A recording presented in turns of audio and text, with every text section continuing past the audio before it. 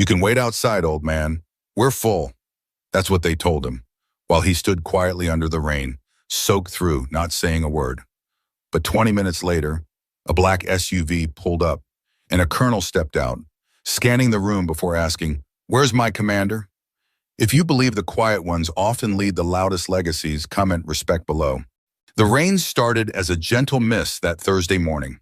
By noon, it had transformed into a downpour that turned gutters into rivers and umbrellas into useless accessories. The kind of rain that made everyone hurry. Everyone except Gerald "Jerry" Banks. At 72, Jerry moved with the deliberate pace of a man who had learned that rushing rarely changed outcomes. His weathered hands, marked with age spots and old scars, gripped the appointment card as he approached the Veterans Medical Center. The 2:15 slot had been scheduled 3 months ago. A routine checkup. Just making sure the heart that had carried him through 2 wars was still keeping good time. The waiting room was crowded when he arrived. Men and women of various ages, some in wheelchairs, others with canes, a few with service dogs, filled every available seat. The television mounted in the corner played the news with the volume too low to hear. Jerry approached the front desk, his rain-dampened clothes dripping slightly on the linoleum floor.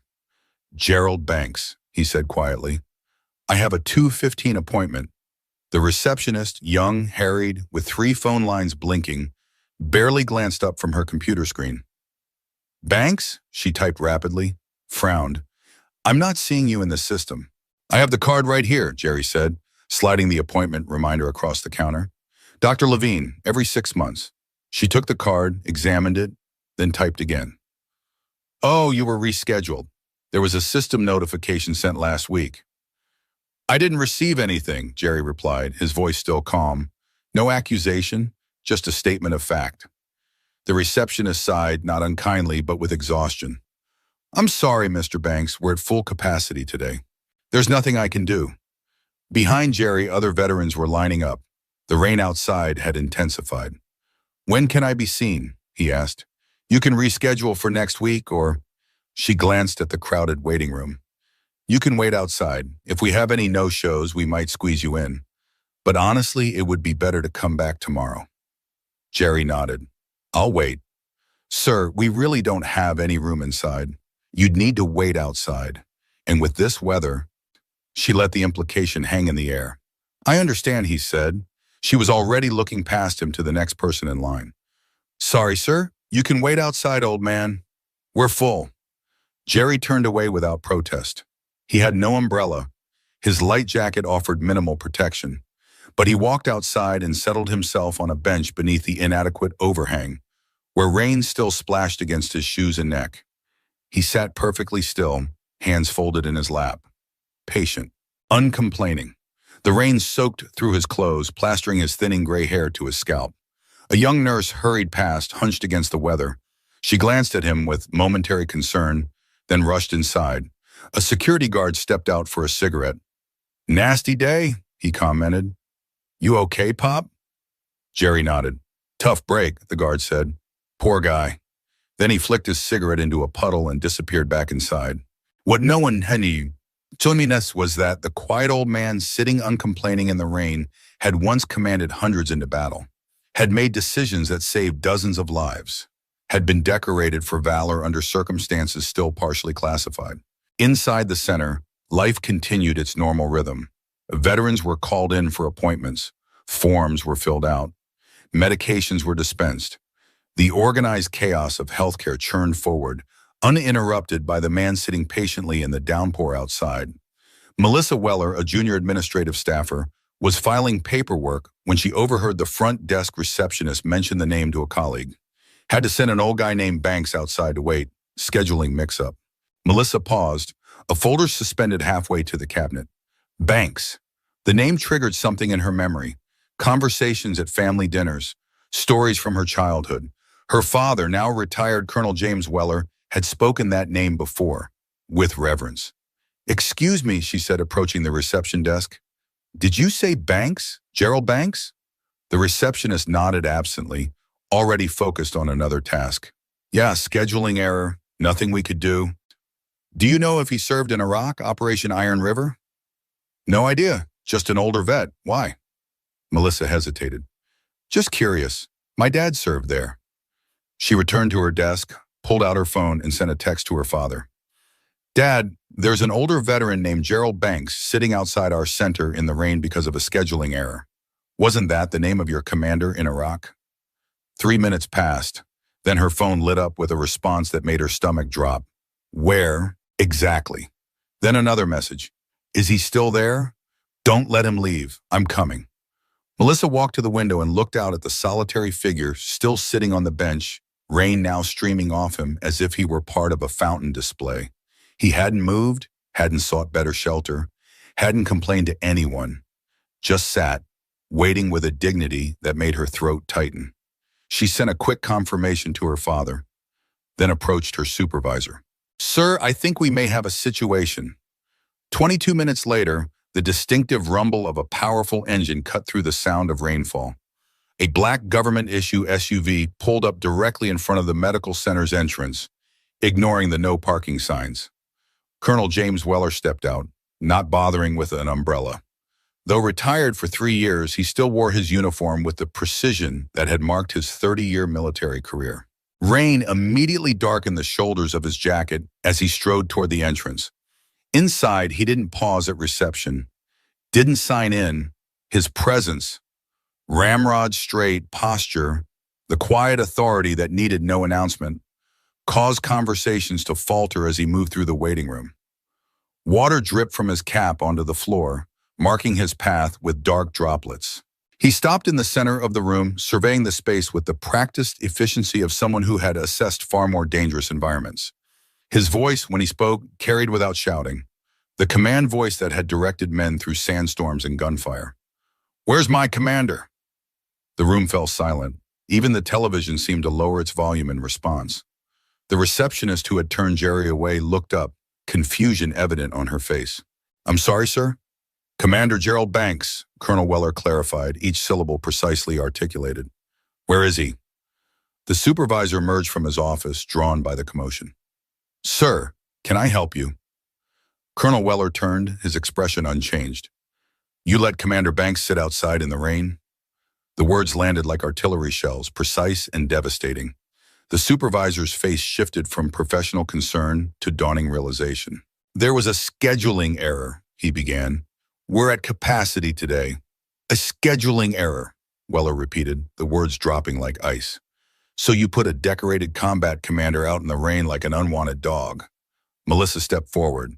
Dad, he's still out there, on the bench. The colonel nodded once, acknowledgement without thanks. His focus remained on the supervisor in the now silent waiting room. That man out there, he said, voice low, but carrying to every corner, saved my life and the lives of 11 other men when our position was overrun near Fallujah. When he had the chance to evacuate, he stayed behind, ensured everyone else got out first. He paused, letting the words sink in. And you couldn't find him a chair. The supervisor swallowed visibly. We didn't know. You shouldn't have needed to know, Weller cut him off. He's a veteran, at a veterans medical center. Some names come with a past you should never ignore. Comment honor if you believe leadership never retires. A hush fell over the clinic. The only sound was the steady drumming of rain against the windows and the occasional squeak of a nurse's shoes as staff members shifted uncomfortably. The center's manager, Dr. Harris, emerged from a consultation room, alerted by the unusual silence. He assessed the situation quickly, the uniformed colonel still dripping rainwater onto the floor, the stricken expressions on his staff's faces. Colonel, he said, extending his hand, I'm Dr. Harris, center director. There seems to be a situation. The situation, Colonel Weller interrupted, ignoring the offered hand, is that Commander Gerald Banks has been sitting in a downpour for, he checked his watch, 47 minutes because your staff couldn't accommodate a scheduling error. Dr. Harris's professional smile faltered. I apologize for any inconvenience, but we operate under strict capacity guidelines. I'm sure we can reschedule Commander Banks for Pull-Up Operation Iron River, Iraq 2003, Weller said, cutting through the administrative excuses. His voice carried the weight of absolute certainty that he would be obeyed. You'll see a man who stayed behind under fire to get my squad out. The room remained silent. Dr. Harris hesitated, clearly weighing whether to assert his authority or comply. The intensity in the colonel's eyes made the decision for him. "Melissa," he said to the junior staffer, "please access the military records database." Melissa moved to a computer terminal, her fingers flying across the keyboard. The largest monitor in the reception area soon displayed a military database page. She entered the search parameters. The results appeared moments later, projected large enough for everyone in the waiting area to see. "Commander Gerald Banks," she read aloud. "Bronze Star with V device for Valor, Purple Heart. Silver Star nominee." She scrolled further. "Commander of Rapid Response Unit 7 during Operation Iron River. Credited with successful extraction of surrounded reconnaissance team under heavy enemy fire. Wounded while ensuring complete evacuation of all personnel." Further down a note. "Commander Banks refused medevac until all subordinates were secured, despite significant blood loss from shrapnel wounds." Dr. Harris's face had drained of color. The receptionist who had turned Jerry away stared at her desk, unable to meet anyone's eyes. "There's more," Melissa said quietly, continuing to scroll through the file. "Post-Iraq service record includes training of over 300 junior officers, development of rapid response protocols still in use today, and..." She paused, looking up at her father. "And what?" Colonel Weller prompted. "Voluntary deployment to Afghanistan at age 54, when he could have taken a stateside desk position. Served as senior tactical advisor for high-risk operations." The entire staff stood frozen, the weight of their collective oversight pressing down on them. Veterans in the waiting room shifted in their seats, some straightening instinctively, others lowering their eyes in a gesture of respect. And through the window, visible to all, sat Gerald Banks, still in the rain, still silent, still waiting his turn with the patience of a man who had learned that complaining changed nothing. "He's still out there," someone whispered. Colonel Weller turned without another word and walked toward the exit. No one tried to stop him. No one spoke. The automatic doors parted with a soft hiss, allowing the sound of rainfall to briefly intensify before closing again. Outside, Jerry remained where they had left him. His clothes were now completely saturated, water running in rivulets down his face and neck. He looked up as Weller approached, recognition dawning slowly in his eyes. "James," he said, his voice rough from disuse. Colonel Weller stopped before him. With deliberate formality, he removed his cap, despite the rain, and executed a perfect salute, the kind reserved for those significantly higher in rank and respect. "Commander Banks," he said, holding the salute until Jerry returned it with a slightly trembling hand. "At ease, Colonel," Jerry said, a small smile touching the corners of his mouth. "This isn't exactly a parade ground." "No, sir. But some men deserve the formalities regardless of the setting." Weller lowered his hand. "Sir, this place doesn't deserve you, but I do." He extended his arm, offering support as Jerry stood. The older man accepted it without embarrassment, the pragmatism of a commander who knew when to use available resources. Inside, faces pressed against the windows. Staff members watched in silence as Colonel Weller escorted Commander Banks to the waiting SUV, shielding him from the rain with his own body as much as possible. Dr. Harris rushed outside, an umbrella hastily grabbed from a stand by the door. "Commander Banks, please. We had no idea." Jerry looked at him, water still streaming down his face. When he spoke, his voice was neither angry nor accusatory, just matter of fact, as if stating a simple truth. "The rain falls on everyone the same, Doctor. The difference is in who notices who's getting wet." He allowed Colonel Weller to help him into the vehicle. The following Tuesday, workers installed a new sign above the entrance to the Veterans Medical Center. Simple, dignified bronze letters that caught the morning sunlight. "Veterans are always welcome, rain or shine." And below it, a smaller plaque, less noticeable but more powerful. "Dedicated to Commander Gerald Banks, whose silence taught us more than words ever could." Dr. Harris personally supervised the installation. The incident had shaken him deeply, not just the embarrassment of having mistreated a decorated officer, but the realization of how easily they had dismissed a quiet old man simply because he hadn't demanded better treatment. New protocols were implemented immediately. No veteran would wait outside again, regardless of scheduling errors or capacity issues. Staff training now included specific modules on treating all veterans with dignity, regardless of rank or appearance. 3 weeks later, on a clear autumn morning, Jerry returned to the center. Not for an appointment, Colonel Weller had arranged for him to be seen at the officer's medical facility instead, but carrying a large cardboard box. The receptionist who had turned him away recognized him instantly. She stood, uncertain what to say. "Sir," she began, "I am so sorry for—" Jerry shook his head, stopping her apology. "Water under the bridge," he said simply. He placed the box on her counter. "These are for any veterans who might come in without proper coats. Winter's coming." Inside the box were a dozen new warm jackets in various sizes. He turned to leave without ceremony, but a nurse, the same one who had hurried past him in the rain, stopped him. "Commander Banks," she said hesitantly, "may I ask you something?" He nodded.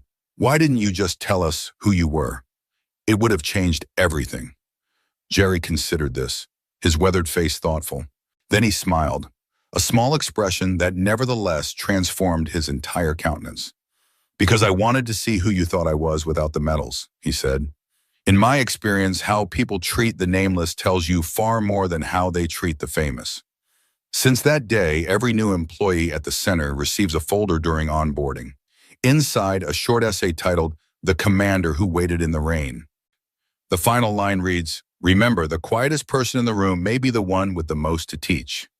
Listen before you decide who deserves your attention. Subscribe to Steel Heart Stories if you believe real leaders never need to speak first. Because when they do, the world listens.